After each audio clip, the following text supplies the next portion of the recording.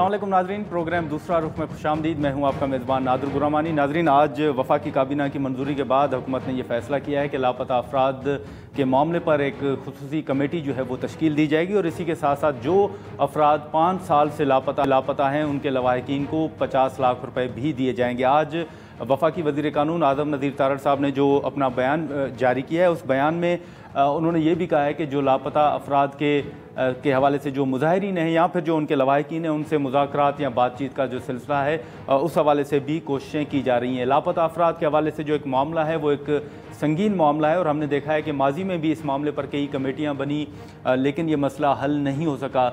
जब PDM की हुकूमत थी तो उस वक्त के वज़ीर दाखिला राना सनाउल्लाह साहब की सरबराही में एक कमेटी तश्कील दी गई थी जिसमें पीपल्स पार्टी की तरफ से शादिया मरी साहिबा भी उस कमेटी में शामिल थी, लेकिन उसके बावजूद उस कमेटी ने कोयटा का दौरा भी किया था, वहाँ पर जो लवाहिकीन थे उनसे मुलाकातें भी की थी, लेकिन ये मसला हल नहीं हो सका था। तो अब जो वफाकी वज़ीर आज़म नज़ीर तारड़ साहब ने प्रेस कॉन्फ्रेंस की या जो वीडियो बयान जारी किया उसमें उन्होंने जो बात की है खुसूसी कमेटी की, तो अगर माजी से हम कंपेयर करें तो अब देखना ये होगा कि मौजूदा कमेटी के पास क्या मैंडेट होगा।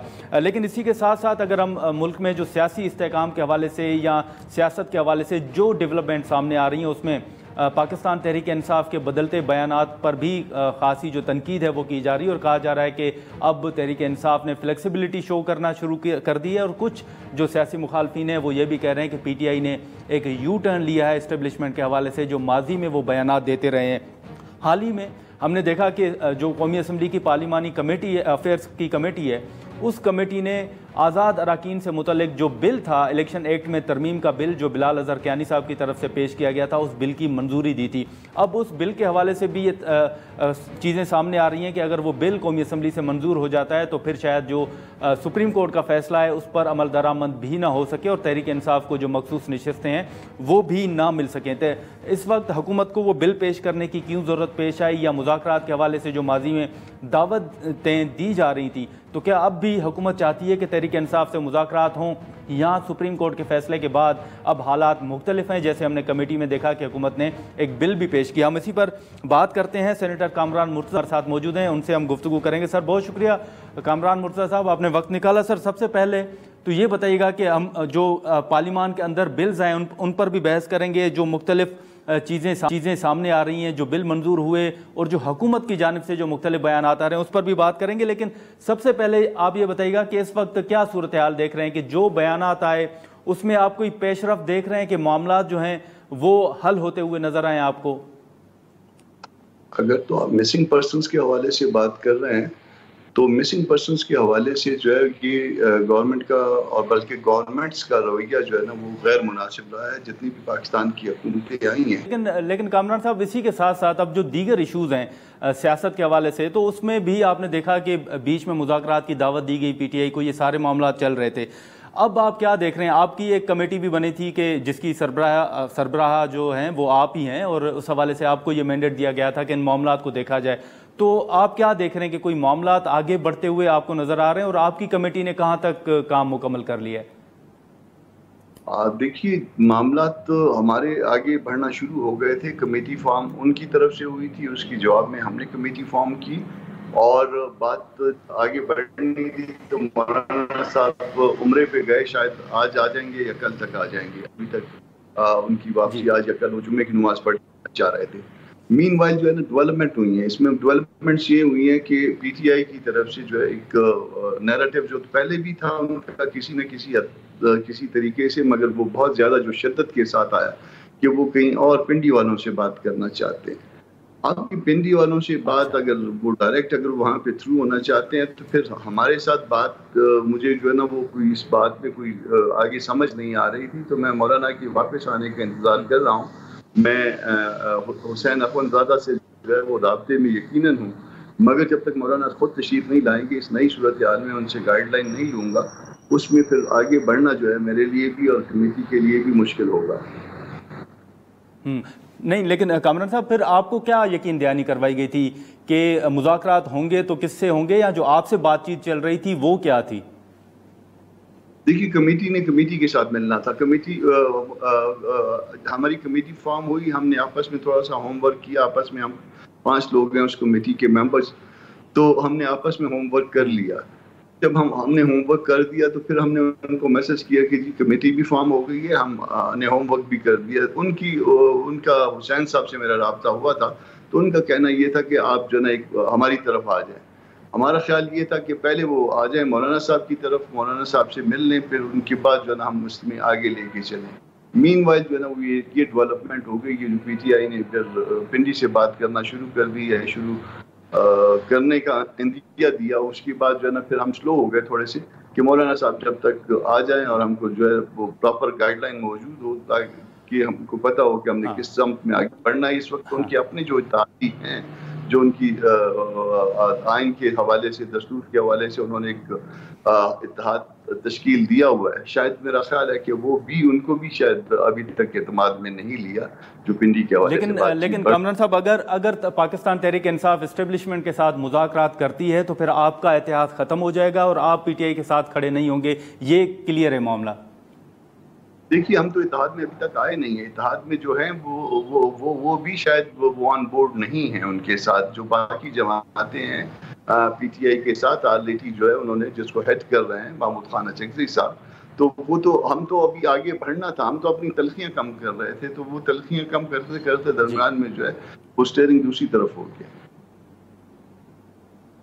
अच्छा, तो आपको लगता है कि अचकज़ई साहब भी इस फैसले की हिमायत में या हक में नहीं है कि एस्टेब्लिशमेंट के साथ मुज़ाकरात हों? मुझे नहीं पता कि वो क्या करेंगे, मगर मैं उनको जो जानता हूँ अपने इलाके के हवाले से या एक और ताल्लुक के हवाले से, तो मेरा ख्याल है कि शायद वो भी इस मामले में बहुत ज़्यादा न चल पाए। लेकिन सर, ये मामला तो क्लियर है ना कि अगर तहरीक इंसाफ एस्टेब्लिशमेंट की तरफ जाती है, उनके साथ बात करती है, तो फिर आप और पीटीआई के दरमियान जो बातचीत का एक सिलसिला था, जो तलखियां ख़त्म करने का मामला था, वो यहीं पर ही ख़त्म हो जाएगा। देखिए, मैं इतना बड़ा इख्तियार नहीं रखता। इतना इख्तियार जो है वो हमारी पार्टी के अदारे रखते हैं और मौलाना साहब रखते हैं। तो वो ये सारी सूरत हाल जो है हम अदारों के साथ शेयर करेंगे, फिर अदारे जिस तरह से कहेंगे हम आगे बढ़ेंगे। मैं इतनी बड़ी स्टेटमेंट दे दूं ये मुनासिब नहीं होगा अकेले। ठीक है, लेकिन कामरान मुर्तज़ा साहब, इसी के साथ साथ आपने माजी में जो खान साहब के बयानात थे एस्टेब्लिशमेंट के हवाले से या पीटीआई के रहनुमाओं के, पार्लियामान के अंदर और बाहर गुफ्तगू आपने सुनी थी। अब वो कह रहे हैं कि हमारी तो एस्टेब्लिशमेंट के साथ कोई लड़ाई नहीं, मुस्लिम लीग नून और पीपल्स पार्टी हमें लड़ा रही है। तो ये जो बयान में एकदम से एक तब्दीली है, आप इसको क्या समझते हैं कि क्या कोई ग्रीन सिग्नल है, कोई बैकडोर राब्तों का नतीजा है, या ओवरऑल आप कैसे देखते हैं? देखिए, लोग आ रहे हैं, लोग जा रहे हैं उनके यहाँ। जब कोई भी जो है ना वो आना जाना मुलाकातें होती हैं या बातचीत होती है, तो दूसरों को भी अगर दुरुस्त खबर मुकम्मल तौर पे ना हो तो कम से कम ये तो पता चल जाता है ना कौन आया, कौन गया, कौन कहाँ से राब्ते में, कौन किस ताल्लुक के साथ है, जिसने किसको ऑफर की, उसका नतीजा निकलता है। आपकी बयानात की शिद्दत, हिद्दत वो जो है ना वो निस्बतन जो है ना वो कम हो जाती है या उसका रुख मोड़ जाता है। तो उन अंदाजों पे पॉलिटिक्स चलती है। तो जब तक सारी चीज़ें सरफस ना हो जाए और हमारी अपनी लीडरशिप, तो जो मेन लीडरशिप है वो मौजूद हो, उस वक्त तक फिर इन हालात में मजीद आगे बढ़ना जो है वो मेरा ख्याल है कि वो उनकी इजाज़त ज़रूरी है। ठीक है, लेकिन कामरान साहब, बतौर सीनियर वकील आप कानूनदान भी हैं, तो ये बताइएगा कि खान साहब का ये बयान भी था कि पहले ये कहा जा रहा था कि उन्होंने एहतजाज की कॉल नहीं दी थी, लेकिन अब उन्होंने ये एतराफ़ किया है कि एहतजाज की कॉल उन्होंने दी थी। तो आप समझते हैं कि बतौर कानूनदान के ये एतराफ़ जुर्म अगर हम कहें तो ये होगा, और इसके नतायज आपकी नज़र में क्या हो सकते हैं?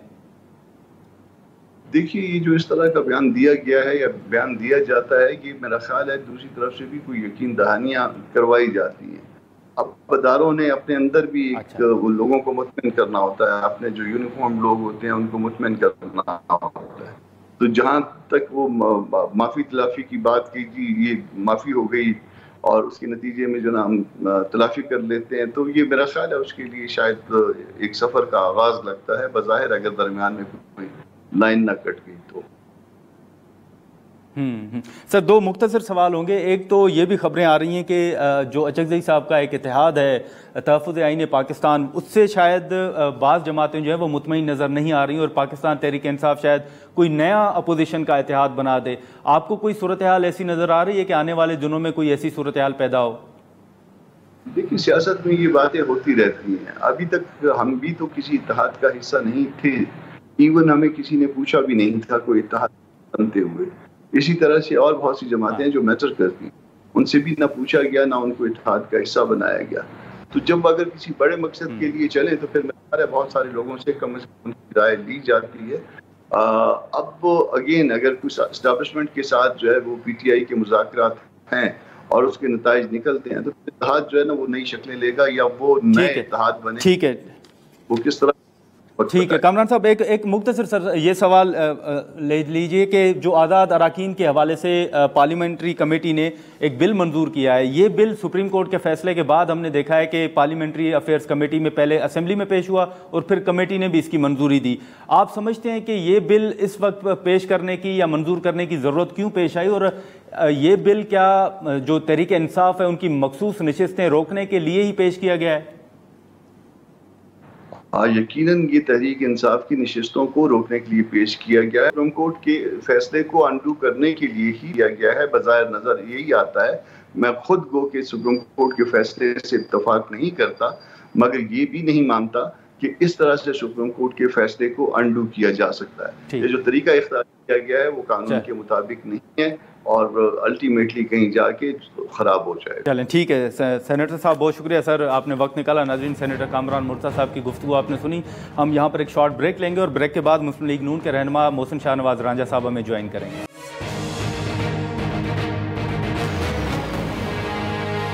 प्रोग्राम में दोबारा खुशामदीद। नाज़रीन, सेनेटर कामरान मुर्तज़ा साहब की गुफ्तगू आपने सुनी। अब जो आज ही रेफरेंस दायर किया गया है चीफ इलेक्शन कमिश्नर के खिलाफ और जो पार्लियामेंट्री अफेयर्स कमेटी में बिल पेश हुआ और वो मंजूर भी हुआ, जो कि आज़ाद अराकीन के हवाले से है कि वो मुकर्ररा मुद्दत के बाद किसी भी जमात को ज्वाइन नहीं कर सकते। हम इसी पर बात करेंगे।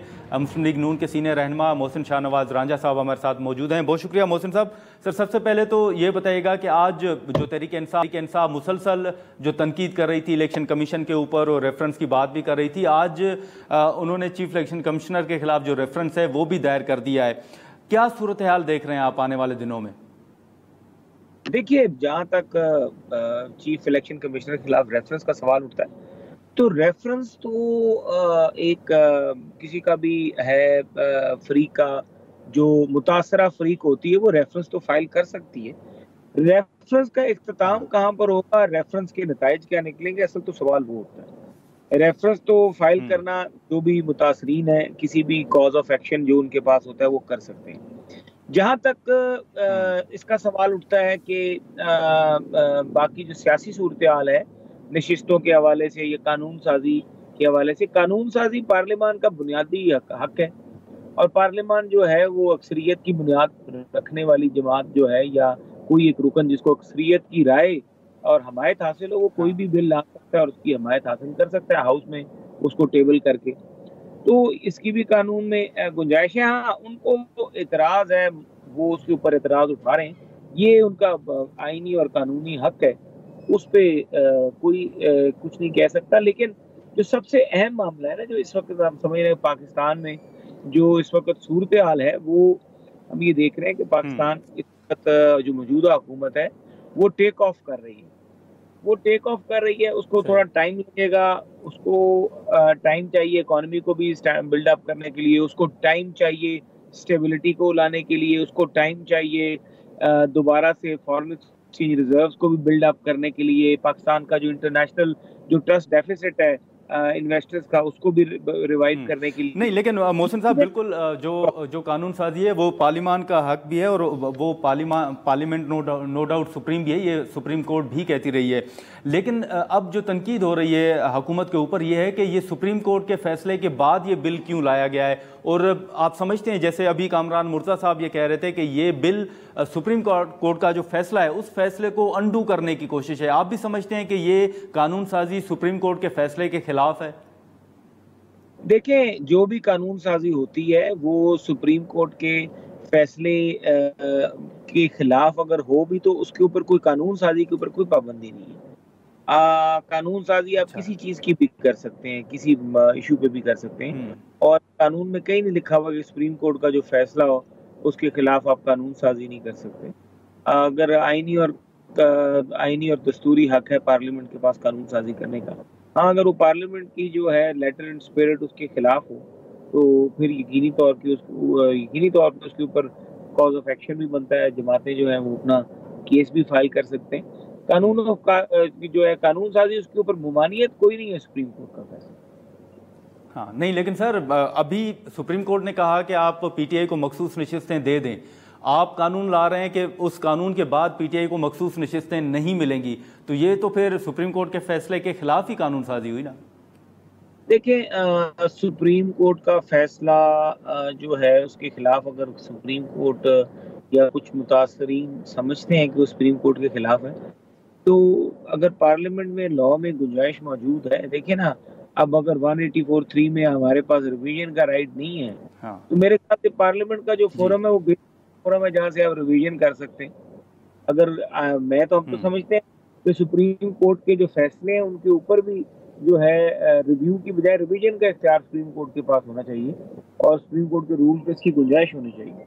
लेकिन अनफॉर्चुनेटली क्योंकि वो कानून आया और उसको सुप्रीम कोर्ट ने सेट असाइड कर दिया जब कानून साजी हुई थी पिछले दौरे हुकूमत में, तो अभी सूरत हाल जो है, ये बात तो फिर अगर सुप्रीम कोर्ट के पास जाएगी तो इसका फिर फैसला सुप्रीम कोर्ट ही करेगी, इसका फ्यूचर क्या होगा, इसके ऊपर इसकी लीगल इम्प्लीकेशंस क्या होंगे। तो क्या मोहसिन साहब इस हवाले से भी कोई बात ज़ेर गौर है कि जो सुप्रीम कोर्ट यहाँ जिन फैसलों के खिलाफ आपके तहफ़्फ़ुज़ात हैं, खदशात हैं, तो क्या जो जजेस से मुतल्लिक एक पार्लियामेंट्री कमेटी है जजेस अपॉइंटमेंट के हवाले से, क्या उसके इख्तियारात के हवाले से भी कोई फैसला या कोई ऐसी बातचीत ज़ेर गौर है कि उसको बाख्तियार बनाया जाए, कोई मज़ीद उसको मैंडेट दिया जाए? देखिए, ये तो एक बहस ऐसी है ना जो हमेशा से चलती आ रही है, और नवाज शरीफ साहब ने जब अदलिया तहरीक चलाई थी, मियां मोहम्मद नवाज शरीफ साहब ने, तो उस वक्त ये जो कानून साजी थी, इस कानून साजी के ऊपर बहुत बहस मुबासा हुआ था और ये बहुत इस पर डिस्कशन हुई थी कि क्या ये कानून साजी जो है जो हम करने जा रहे हैं, जिसके जरिए हमने अदलिया को ये राइट दे दिया कि वो सीनियरिटी लिस्ट में जो मोस्ट सीनियर मोस्ट जज हैं उनको अपॉइंट कर दिया जाए और उस तरीके से लेके जाए। ये उस वक्त हमारी जो अदलिया बचाओ तहरीक हुई थी और फिर 18वीं तरमीम आई थी, तो ये सारा कुछ उसके पैकेज के बीच में हमने ही किया था और हमने ही अदलिया को राइट दिए थे। उसके बाद ये हुआ कि माजी के तजर्बात ऐसे हुए कि पार्लियामेंट में बैठे हुए लोगों ने ये तो जरूर नजर आया कि जानबदारी जो है अदलिया में से भी नजर आती थी कई फैसलों में से। कई जगहों पे हमने ये महसूस किया कि कॉन्स्टिट्यूशन को रीराइट किया गया है एज अ पार्लियामेंटेरियन। उन्होंने हमें कई चीजें और लेटर और स्पिरिट, वो जो कॉन्स्टिट्यूशन की आर्टिकल था उसका वो नहीं था, और लेजिस्लेटर का भी इंटेंट ये नहीं था कि कॉन्स्टिट्यूशन को रीराइट किया जाए। तो जब इस तरह की चीजें होंगी तो ऑब्वियसली जो मुतासरा पार्टी है उसके पास बेहतर है राइट होना चाहिए रिवीजन का, और सुप्रीम कोर्ट जो है उससे मुतल्लिका जजेस की जो अपॉइंटमेंट है, जहाँ पे अब जजेस की जानबदारी के कई सबूत आ जाते हैं ना। अभी तो कई ऐसे रेफरेंसेस हैं जो पेंडिंग पड़े हैं, कई ऐसे रेफरेंसेस हैं आए हैं, लोगों ने रिजाइन किया, जजेस ने रिजाइन भी किया। लेकिन मोहसिन साहब, इस सारी सूरत हाल में हाल ही में हमने देखा था कि पीटीआई को मुज़ाकरात की दावत दी जा रही थी, अब फिर बीच में पाबंदी की बात आई, फिर गिरफ्तारियों का मामला आया, तो क्या अब भी हुकूमत पीटीआई से या पीटीआई को इंगेज करने के लिए तैयार है? आप समझते हैं कि नहीं, अभी मुज़ाकरात का दरवाज़ा जो है वो बंद हो चुका है? देखिए, मुस्लिम लीग नून एक बड़ी हमारी जमात जो कि हुकूमत में एक अहम पिलर है इस पूरे अलायंस का।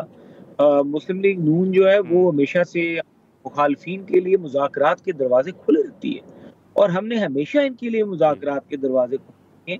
मैंने तो एक प्रपोजल दी थी एक दिन अवैस साहब को, मेरे साथ एक प्रोग्राम में थे। मैंने उनसे कहा कि आप यूं करें कि आप बैठे कुछ चीजें अपनी मनवा लें, कुछ गवर्नमेंट की मनवा लें, ताकि सियासी इस्तेकाम जो कि माशी इस्तेकाम का ज़ामन है वो इस मुल्क में आ जाए और मुल्क जो है वो तरक्की करे। हमारे मुल्क के माशी, हमारा मुल्क जो है वो इस वक्त मुतम्मिल नहीं है, ना नए इंतखाबात का ना किसी चीज़ का, तो कोई इस तरह का सोल्यूशन निकाले। तो उसके ऊपर एक सोल्यूशन ये दिया था कि जो भी ट्राइब्यूनल्स बने, ट्राइब्यूनल्स का जो केस है वो भी ज़ेर समाअत है सुप्रीम कोर्ट में, जो भी सुप्रीम कोर्ट फैसला करता है और जो भी ट्राइब्यूनल्स बनते हैं उन ट्राइब्यूनल्स के ऊपर छोड़ दिया जाए कि वो फैसले करे कि कौन जो है वो 47 वाला है और कौन फॉर्म 45 वाला है। आप और हम उस वक्त तक पार्लियामेंट में और सड़कों पे और तमाम मामलात में सीज फायर रखें। तो ये बड़ी अच्छी प्रपोजल थी। इस तरह की बड़ी चीजें हैं जो हो सकती हैं और काम किया जा सकता है, बट लेट्स सी कि पीटीआई जो है वो इसके ऊपर बात मानती है। देखें, जब वो नए इंतखाबात की बात करेंगे, जब वो आर्मी चीफ के ऊपर डायरेक्ट अटैक करेंगे, फौज पे डायरेक्ट अटैक करेंगे, और उसके बाद उनकी सोशल मीडिया के जो लोग हैं दहशतगर्द अनासर को सपोर्ट करेंगे, और ऐसी जमात को फिर कौन उनके साथ मुज़ाकरात की बात माने। और इमरान खान जब ये खुद ही कहता है कि मेरा वोट बैंक है वो इंटैक्ट इसलिए है कि मैं इन दोनों जमातों के साथ बैठता नहीं, तो कौन उसके साथ बैठेगा? बैठना नहीं चाहते। हाँ, लेकिन ये जो फैसला था पीटीआई के ऊपर पाबंदी का, मोहसिन साहब, क्या मतलब उस फैसले से हुकूमत पीछे हट चुकी है या क्या इस हवाले से डेवलपमेंट है? देखिए जी, हुकूमत पीटीआई पे पाबंदी, जिस दिन पीटीआई के खिलाफ फॉरेन फंडिंग का केस का फैसला आया था, उसी वक्त फौरी तौर पे पीटीआई की ऊपर पाबंदी का जो सिलसिला था वो जारी कर देना चाहिए। और पीटीआई के ऊपर वो सारा जो कानून में फॉरेन फंडेड पार्टीज जब इस्टेब्लिश हो जाती हैं तो उनके ऊपर जो कदगनें लग जाती हैं, जिसका प्रोसेस है वो हमें उस वक्त करना चाहिए था। हम तो अभी भी लेट हो रहे हैं, हमें उस वक्त कर देना चाहिए था। और आर्टिकल 6 उन लोगों पे जिन्होंने असेंबली तोड़ी थी, अदम एतमाद के प्रोसेस को सारे को डीरेल किया था और आईनी प्रोसेस को डीरेल किया था, तमाम उन अनासर पे जिसमें एमएनए मौजूद हैं, स्पीकर, डिप्टी स्पीकर, जो लोग जिन्होंने फैसिलिटेट किया था उस सारे प्रोसेस को, उनके ऊपर आर्टिकल 6 लगती है। क्योंकि आर्टिकल 6 क्या आइन की वायलेशन। तो ये सब चीजें तो होनी चाहिए और यकीनी तौर पर इनके ग्राउंड भी हैं। अब बात यही है कि अदलिया और हुकूमत का जो तनाव है उसकी मौजूदगी में लग नहीं रहा कि यहाँ पर आइन और कानून की बालादस्ती हो। तो आपको हुकूमत और अदलिया के दरमियान तनाव नजर आ रहा है? देखिए जी, अगर वाज़िया तौर पे ऐसे फैसले हुए कि जिस जमात ने रिलीफ हासिल किया उसने पटिशन भी नहीं फाइल की, तो इससे बड़ा और क्या सबूत है? तो सर, इस तनाव का नतीजा फिर आप क्या देख रहे हैं? घनौना अच्छा नहीं। अच्छा। पाकिस्तान की जमहूरियत के लिए नुकसानदेह होगा। तो फिर उसमें आप क्या समझते हैं कि पीछे किसको हटना चाहिए, हुकूमत को या फिर अदलिया को फैसलों पर नजरसानी करनी चाहिए? अदलिया को नहीं, अदलिया तो ठीक है, अब अदलिया काबिल एहतराम है, फैसले उनके हैं, लेकिन जो माजी में आर्मी कोर्ट्स, मिलिट्री कोर्ट्स वाला जो केस था उसका जो फैसला आया, फिर उसके बाद ये दोबारा दूसरा फैसला आया, फिर उसके बाद एक सीनियरिटी, चीफ जस्टिस की सीनियरिटी और एक्सटेंशन को बहाना बना के फिर एक तीसरा फैसला आया। देखिए ना, आपने एक इख्तलाफ जो बेंच पे या अपॉइंटमेंट से रिलेटेड या प्रमोशन से रिलेटेड कोई अगर इख्तलाफ था भी, तो उस इख्तलाफ की बुनियाद को सामने रखते हुए फैसले अगर गैर आईनी हो जाएं तो फिर वो जो फैसले हैं वो जानबदारी उनमें आ जाती है, उसमें आइन और कानून की बात नहीं है। तो ये नहीं होना चाहिए। ठीक है मोहसिन साहब, बिल्कुल एक आखिरी सवाल मोहसिन साहब के, हाल ही में जो मुस्लिम लीग नून के सीनियर रहनुमा हैं एहसन इकबाल साहब, उनकी जानिब से भी एक बयान आया कि जब इदारे समझेंगे तो पीटीआई के ऊपर पाबंदी लग जाएगी या लगा दी जाएगी। तो क्या ये जो पीटीआई के ऊपर पाबंदी लगाने का फैसला है ये हुकूमत का फैसला है या आप समझते हैं कि ये इदारों का फैसला है? देखें, जो पीटीआई पे पाबंदी लगाने का फैसला है ना, ये फैसला बेसिकली मैं समझता हूँ इसमें हुकूमत का भी किरदार है और अदारों का भी किरदार है। 9 मई जो है ना जी, वो हुकूमत के साथ तो चले, हमारा अदारा है फौज, हम समझते हैं हमारी जाती तमाम सियासी जमातों के मुहाफिज हैं ये लोग, मुल्क के लिए इन्होंने कुर्बानियाँ दी हैं, शोधा हैं, लेकिन 9 मई जो है ना उसका सबसे बड़ा नुकसान जो है फौज को। ठीक, अब फौज ये चीज को कंसिडर करे कि 9 मई वालों को हमने गुंजाइश देनी है तो फिर भले पाबंदी ना लगाए और उसको ना मुनासिब समझे, और अगर वो देखे कि 9 मई वाले लोगों को हमने सजा देनी है तो फिर बिल्कुल पाबंदी और हर चीज में वो साथ होना चाहिए। चलें, ठीक है मोहसिन साहब, बहुत शुक्रिया सर, आपने वक्त निकाला। नाज़रीन, मोहसिन शाहनवाज रांझा साहब की गुफ्तगू सुनी। हम यहाँ पर एक शॉर्ट ब्रेक लेंगे और ब्रेक के बाद जो पाकिस्तान तहरीक-ए-इंसाफ की जानिब से मुख्तलिफ बयानात आ रहे हैं और जो रेफरेंस दायर किया गया है उसी मामले पर हम मलिक अहमद साहब हमारे साथ मौजूद होंगे, उनसे गुफ्तगू करेंगे।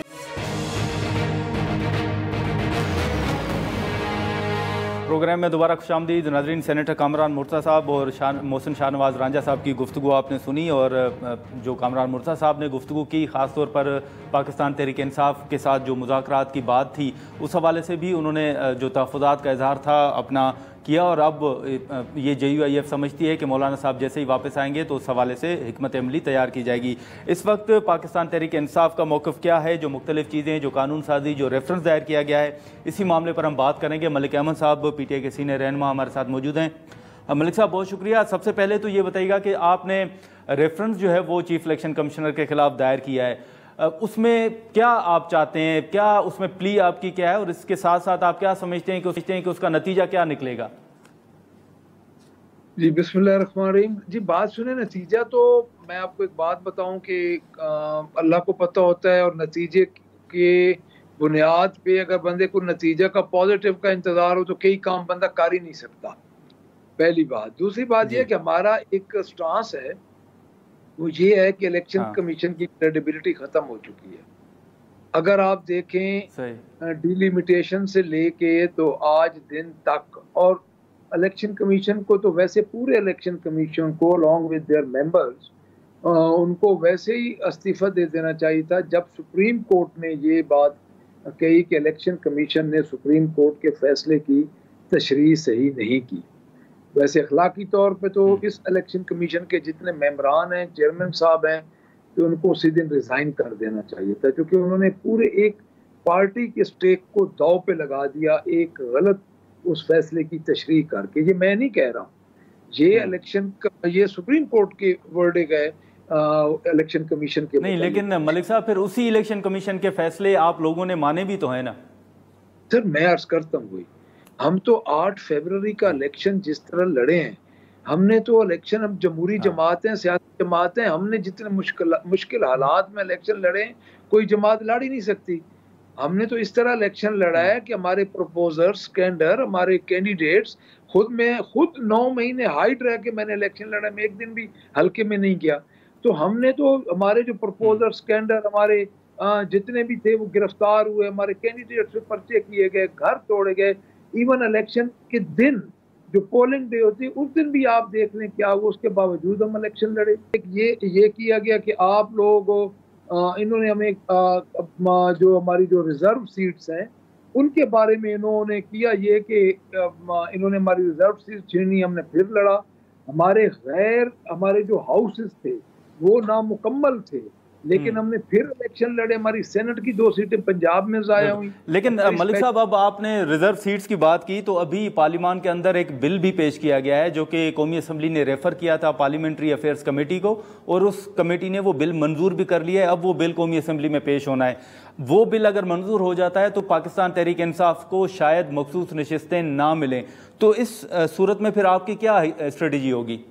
लेकिन ये हम चैलेंज करेंगे अदालत में। देखिए एक चीज़, एक जमहूरी जमात जो अपने आप को जमहूरी जमात कहती है और उसके बावजूद वो गैर जमहूरी हथकंडे इस्तेमाल कर रही है कि एक जमात का रास्ता रोकने के लिए, एक पार्टी का रास्ता रोकने के लिए इस किस्म की अमेंडमेंट वो ला रही है। अमूमन ये होता है जी, बात असल में ये है कि जब आपकी स्टैंडिंग कमेटीज़ के पास कोई बिल जाता है तो उस पर बड़ी सरासर बहस होती है। वो को एक सिटिंग में सिर्फ इफ एंड बट भी उन्होंने चेंज नहीं किया और एज इट इज उन्होंने वापस असेंबली के अंदर भेज दिया है। तो ये देख लें आप कितनी उजलत में और किस तरह ये काम कर रहे हैं। तो मेरा नहीं ख्याल कि ये अगर ये जब चैलेंज होगा सुप्रीम कोर्ट में, जो कि already deputy speaker Qasim Suri की रूलिंग तो चैलेंज हो चुकी है, रास्ता तो उन्होंने खुद खोला है। तो मैं नहीं समझता कि ये जब सुप्रीम कोर्ट में जाएगा तो ये खसूसन ये बिल स्टैंड कर सकेगा, क्योंकि ये खास हालात में कानून। तो ये PTI फैसला, ये मलिक साहब PTI फैसला कर चुकी है कि इस बिल को मंजूर होता है तो सुप्रीम कोर्ट में चैलेंज किया जाएगा। सर हमारे पास और चारा भी नहीं है, हम क्या करेंगे? हम फिर हाथ पे हाथ रख के बैठ जाएंगे? हम मान लेंगे तो फिर हमारी सीट से हमें नहीं देंगे।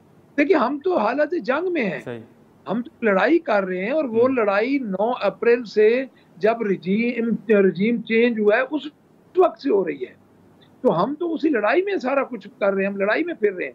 इस वक्त हालत जंग में है, कहीं से हमें कोई मिसाइल मारता है, कहीं से कोई गोला बारूद तो शुरू हो जाता है। हम तो यानी आप खुद देख ले कि जिस तरह से पाकिस्तान तहरीक इंसाफ को क्रश करने की कोशिशें हो रही हैं। देखिए 2002 में मुस्लिम लीग नून के खिलाफ थी एस्टेब्लिशमेंट, आपको भी पता है, हमें भी पता है। सिर्फ 17 सीटें ली थी मुस्लिम लीग नून ने पंजाब में। तो आप खुद देखें, हम तो एक 107 हमारे पास सीट्स हैं, तो हम कैसे खामोश हो बैठ सकते हैं? और नेशनल असेंबली में सिंगल लार्जेस्ट पार्टी हैं हम, तो हम तो नहीं आराम से बैठ सकते। नाज़रीन, यहाँ पर एक शॉर्ट ब्रेक लेते हैं और ब्रेक के बाद हम यहीं से गुफ्तगू को आगे बढ़ाते हैं।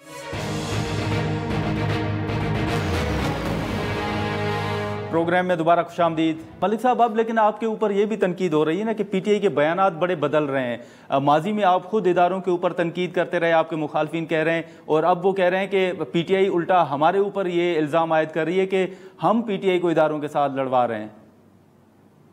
देखिए जी, बात यह है कि हम इसलिए कहते हैं कि जब 9 मई हुआ तो 9 मई के बाद जो भी हालात हुए, उस वक्त की सो कॉल्ड निगरान गवर्नमेंट थी, उसने सिर्फ पीटीआई के लिए क्या किया? पीटीआई के वर्कर्स को उनकी चादर और चरदीवारी का तकद्दुस पामाल किया, और जो प्रेस कॉन्फ्रेंस करते जाते थे वो फारिग होते गए, जिन्होंने नई पार्टियां बनाई वो फारिग होते गए, और जिन्होंने पाकिस्तान तहरीक इंसाफ को नहीं छोड़ा वो उनका जो हाल हुआ है वो आपको पता है। पहली बात। दूसरी बात सर ये है कि हम ये समझते हैं कि हम फौज के साथ न पहले लड़े हैं न फिर लड़ेंगे, लेकिन जब इनकी गवर्नमेंट है, जब हम ये क्यों नहीं एक स्टेप लेते और जुडिशल कमीशन बना लेते 9 मई का?